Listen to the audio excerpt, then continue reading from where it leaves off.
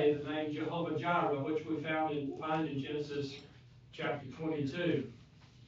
I wish we had time to look at some of the other names. In classes that I've been teaching here, we've studied, we began with Elohim, which we find in Genesis chapter 1, verse 1. And God reveals himself as the creator there. And we also look at the name Jehovah itself, which describes God as the one who is. You remember when Moses encountered God at the burning bush, God revealed himself using his personal name and said, you tell the people of Israel, I am, has sent you. Well, today we look at Jehovah-Jireh. So that adds two names of God, Jehovah being the one who is, and with that we add the name Jireh, which means to provide or to foresee and provide. Those two together then, the name the Lord will provide. And in this study, that name kind of, if you think about it, presents a bit of a bookend. When you look at Elohim, or Genesis chapter 1, verse 1, Elohim is the name there, God the Creator. God provides everything to sustain his creation from a physical standpoint. From there, he begins to reveal himself in a way that relates to man. And really the names of God, even Elohim the Creator, have to do with God's relationship with man. That was the pinnacle, if you will, of the creation, was creating man in his image. And he created man to have a relationship with him. And he provides for everything that man needs to sustain and survive in life. When we get to Jehovah-Jireh, we are presented with the concept of God being the provider of everything that we need spiritually. And so I want to talk just a little bit to introduce you to this name, and then we're going to read the scripture. And I'll just, my plan is, since we have just a short period of time, to kind of show you some shadows of things that would come as we see in this text. The verb where this name comes from, Jireh, means to see or to be seen. And when you think about God being seen or seeing, what does God do? God sees beforehand what man needs. Before man even realizes he needs anything, God has already seen it. Sometimes we use the word foreseeing. That means to see beforehand. If you think about the nature of God, he anticipates. He doesn't just simply react. He sees beforehand what is needed.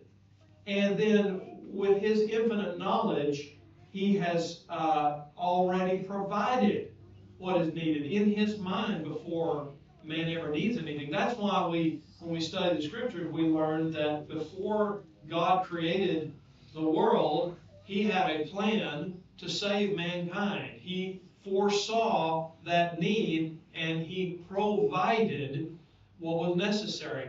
Provide is a word that is very closely tied to vision, provision. Sometimes we talk about God acting providentially. Well, that means that God sees beforehand and he supplies what's needed. He acts providentially. He provides. Okay? So keep those terms in mind, if you will, as we look at God testing Abraham there in chapter 22 of Genesis. I want to point out a couple of things related to this. When you think about God acting providentially, that also should hearken to our minds the wisdom of God, his ability to govern, to be, as we see in creation, he's organized and he plans things. That's all part of this concept as well. Okay? Now, what I want to do again is I want to read the text from verses 1 through 18. Now, it's a long text, but I think it's necessary for us to just look at the text, and then I'll make a few comments afterwards. So this is Genesis chapter 22, verse 1. After these things, God tested Abraham and said to him, Abraham. And he said, Here I am. He said, Take your son, your only son Isaac, whom you love, and go to the land of Moriah, and offer him there as a burnt offering on one of the mountains of which I tell you.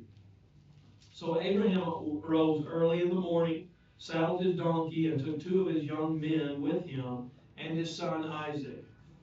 And he cut the wood for the burnt offering, and arose and went to the place of which God had told him. On the 3rd day, Abraham lifted up his eyes and saw the place from afar. Then Abraham said to his young men, Stay here with the donkey. I and the boy will go over there and worship and come again to you. And Abraham took the wood of the burnt offering and laid it on Isaac his son. And he took in his hand the fire and the knife. So they went both of them together. And Isaac said to his father Abraham, My father. And he said, Here I am, my son. He said, Behold, the fire and the wood, but where is the lamb for a burnt offering? Abraham said, God will provide for himself the lamb for a burnt offering, my son. So they went both of them together. When they came to the place of which God had told him, Abraham built the altar there, and laid the wood in order, and bound Isaac his son, and laid him on the altar on top of the wood. Then Abraham reached out his hand, and took the knife to slaughter his son. But the angel of the Lord called to him from heaven, and said, Abraham, Abraham. And he said, Here I am. He said, Do not lay your hand on the boy, or do anything to him, for now I know that you fear God, seeing you have not withheld your son, your only son, from me. And Abraham lifted up his eyes and looked, and behold, behind him was a ram caught in a thicket by his horns.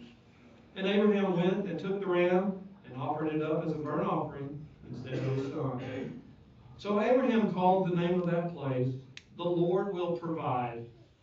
As it is said to this day, On the mount of the Lord it shall be provided. And the angel of the Lord called to Abraham a second time from heaven and said, By myself I have sworn, declares the Lord, because you have done this and have not withheld your son, your only son, I will surely bless you, and I will surely multiply your offspring as the stars of heaven and as the sand that is on the seashore. And your offspring shall possess the gate of his enemies, and in your offspring shall all the nations of the earth be blessed, because you have obeyed my voice. So Abraham returned to his young men, and they arose and went together to Beersheba, and Abraham lived at Beersheba. There are so many points of foreshadowing in this text that we could go over. We don't have nearly enough time to do that, but let me just point out a few of these things for you. As we learned from Paul when he was talking to Timothy, he said that Scripture is profitable for us, for many things. It's profitable for teaching and reproof and for correction and instruction in righteousness. And in this text, certainly, we see that. So, for instance, when we think about things, and the Hebrew Christians also said that the things that we read in the law were a shadow of good things to come. We see many shadows here of things to come. For instance, when Abraham saw the place where the sacrifice was going to be, we read that occurred on the 3rd day after he had left. The 3rd day, when you read that in the Scriptures, there are many things that occurred on the 3rd day. It was a very important day to the Lord. You remember Queen Esther. When Queen Esther had to go before the king on behalf of her people, to save her people, what day did she go to the king? It was on the 3rd day. You remember Hezekiah. Hezekiah was, God had decided that he was going to die, and then God relented, and on the 3rd day, Hezekiah was saved from death. Hosea said this. He said, "Come, let us turn to the Lord, for he has torn us, that he may heal us. He has struck us down, and he will bind us up. After 2 days, he will revive us. On the third day, he will raise us up, that we may live before him." And of course, the most important third day is the day that Jesus rose from the grave. He rose on the third day. So what Abraham saw on that third day is a foreshadowing of of Jesus being delivered from death on the third day. You notice in verse 5, Abraham had determined that he was going to do exactly as God had said. And he said to his young men, "Stay right here." So he was prepared to do what he needed to do. He told them to stay. And he said, "I and my boy will go over there and worship and come again to you." He is telling his young men to stay behind. He and his son are going to go and to worship, and then they both will return back to his young men. Abraham had full confidence that he would go and he would carry out the will of God, and then he and his son would return. And in that we see that God himself was going to give his own son. This is a foreshadowing of what God had planned to do to save mankind. And of course, we know that on the third day, he did bring his son back. In verses 6 through 8, there's many foreshadowings there. For instance, you see Abraham took the wood of the burnt offering and laid it on Isaac. Well, who had to carry wood on his way to be sacrificed but Jesus Christ? There's another shadow of things to come.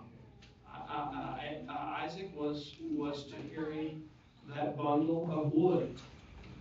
Abraham told Isaac that God himself would provide the lamb for the sacrifice. He had full confidence that God would do that. Well, that's a foreshadowing of the Lamb of God who would bear the sins of mankind, as John announced when Jesus crossed the Jordan River. But notice also that what would happen here would come at a great cost. When Abraham said that God would provide the lamb, that was a foreshadowing of God providing the sacrificial lamb himself. And so when you think about those things, and we could go on beyond that, but when you think about that, think about what has happened to Abraham to this point. God had made a promise to Abraham, which he repeats here after Abraham is successful in this test. He announces again, or repeats the promise that he had made to Abraham back in Genesis chapter 12, that he would bless all nations through his seed. So you imagine that Abraham was anticipating the birth of his son. He and his wife were up in their age, well beyond the age of having children. All the things that led up to that, the happiness and joy that was brought into their lives because their son had been born as God had said. And then now God is testing Abraham by telling him that he must sacrifice his son. But the interesting thing and the powerful thing about this is that Abraham was such a strong and faithful servant of God that he had full confidence that God would bring his son back. And of course, we can look in Hebrews chapter 11, and we read that that is the fact. That is why Abraham was able to pass this test. In fact, let's just go to Hebrews chapter 11 and look at that. Hebrews chapter 11. And look at verse 17. Why was Abraham able to offer his son as a sacrifice? Verse 17 says, Hebrews 11, verse 17, by faith Abraham, when he was tested, offered up Isaac, and he who had received the promises was in the act of offering up his only son, of whom it was said, through Isaac shall your offspring be named. He considered that God was able even to raise him from the dead, from which, figuratively speaking, he did receive him back. So you see there that Abraham had complete, full confidence and trust in God. That even if he had to kill his son and to offer him as a sacrifice to God on that altar to burn his body, that God could bring his son back. And that's why he was able to tell his men, you stay behind, the boy and I will go away and worship until we return to you. And there's one more thing that we need to recognize, and that is that there is great significance in this place called Moriah. Moriah eventually would be the place where the temple would be constructed. It was part of the Temple Mount. It had a long history dating back to David. It was a location where, if you remember, David he was repenting for the sins of Israel, and this was going to be a place where he would offer sacrifices for the sins of the people. And the man that owned the land where he was to build an altar wanted to give the land to David. And David said, no, I can't do that. I can't take a place without paying for it, without it being a cost to me, and offer something to God. Of course, that was foreshadowing. It would be a cost to God to offer his own son. But there's also significance in the fact that this would eventually become the area of the temple. And I think the significance there is the fact that it would be very close to this location where Jesus would be sacrificed on the cross. And in that act, many things were accomplished. One of the things that was accomplished is that began then the destruction of the temple. It wouldn't happen that long after Jesus gave himself. And of course, we can read throughout the book of Hebrews how Jesus, in offering himself, was ushering in a new covenant, and God, in his infinite wisdom, knew full well that to bring in that new covenant and convince the Jews that their covenant had been done away with, replaced with a new, he would destroy that temple. It has never been rebuilt, and I know in God's will that it will never be rebuilt. So the sacrifice of Jesus Christ then brought an end to what the temple represented, and that was the Jewish religion. Many times Jesus even prophesied about that temple coming down, and he would even connect the temple, the physical temple, to his bodily temple. And he said to the Pharisees that the temple would come down and in 3 days be raised up. And they thought he was talking about the temple, and he, of course, was talking about his own body. Well, let's talk just a little bit about the significance of the name Jehovah-Jireh. That was the name that Abraham used to refer to God here. Jehovah provides, and it is very significant. Number one, to us, it is a reminder of deliverance and grace that is provided by Jehovah.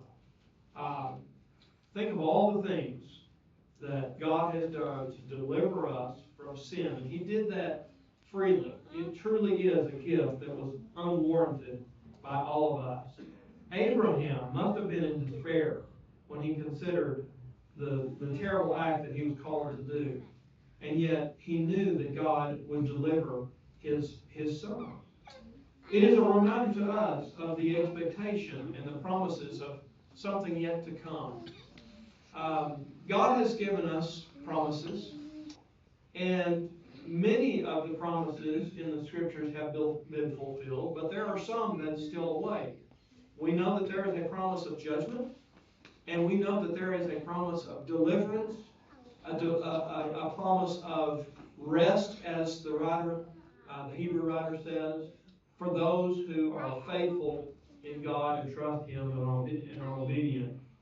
That place, Mount Moriah, should conjure in our mind a place of expectation and a place of promise that the Lord will provide. And think about all the promises that God has made to us. And then finally, most importantly, I think, It is a reminder of what God has done for us and continues to do for us. And I want to end this morning by looking at 1 John chapter 4 and read just a few verses here. Leave you really 2 verses. Or 3. In 1 John chapter 4, verse 7, John writes, Beloved, let us love one another, for love is from God, and whoever loves has been born of God and knows God. Anyone who does not love God, anyone who does not love does not know God, because God is love. In this, the love of God was made manifest among us, and God sent His only Son into the world so that we might live through Him. I hope that this has maybe spurred in your mind the desire to study more about the names of God. I can tell you this: if you will do this, if you'll engage in a study of the names of God, it will reveal things to you that you probably have never even thought about. But it will cause you to draw ever closer to Him, knowing the characteristics that He reveals about Himself, and also it will remind you of all the different things that He has done to benefit mankind. You've been a kind audience this morning. Enjoyed being with you, and I hope this has given you something to encourage you to do.